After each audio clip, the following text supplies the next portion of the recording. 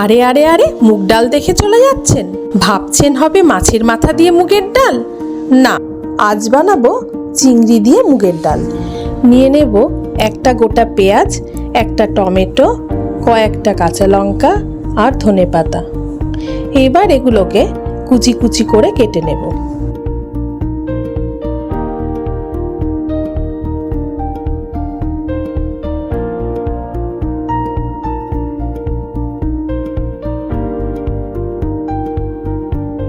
কড়াইয়ে 300 গ্রাম মুগের ডাল শুকনো খোলায় একটু লালচে করে ভেজে নেব।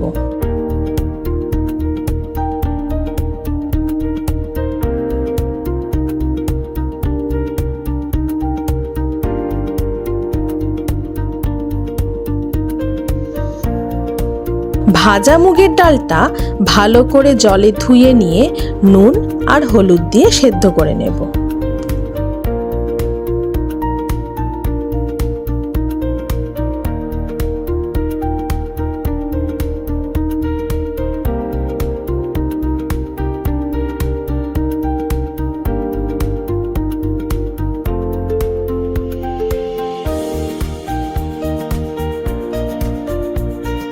এবার কড়াতে তেল গরম করে তাতে গোটা গরম মশলা, তেজপাতা, কয়েকটা শুকনো লঙ্কা এবং গোটা জিরে ফোড়ন দিয়ে পেঁয়াজ কুচি দিয়ে কিছুক্ষণ ভাজবো।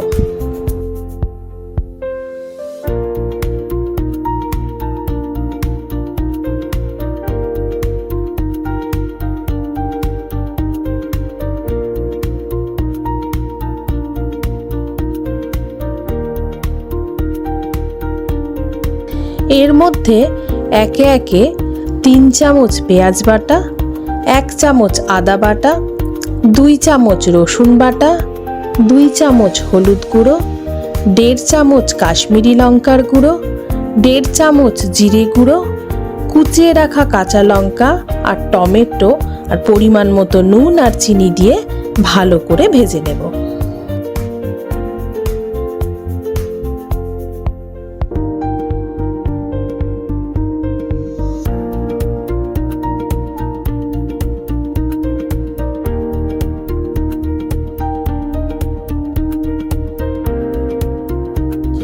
আগের থেকে নুন, হলুদ, কাশ্মীরি লঙ্কার গুঁড়ো দিয়ে মেখে রাখা চিংড়ি মাছ এর মধ্যে দিয়ে ভালো করে কষিয়ে নেব।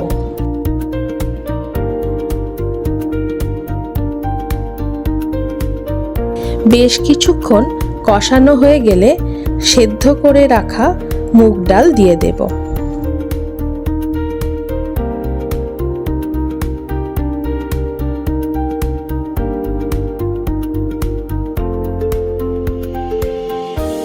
এবার কড়াইয়ের ঢাকনা ঢেকে দিয়ে ভালো করে ফুটিয়ে নেব।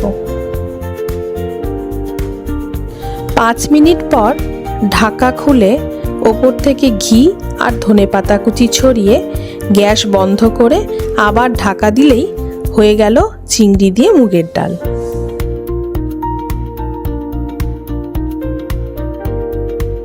গরম ভাতের সাথে চিংড়ির ডাল আর ডিম ভাপা ফ্রাই, আহ দারুণ! ডিম ভাপা ফ্রাইয়ের রেসিপিটা আপনারা ওপরে ক্লিক করলেই পেয়ে যাবেন।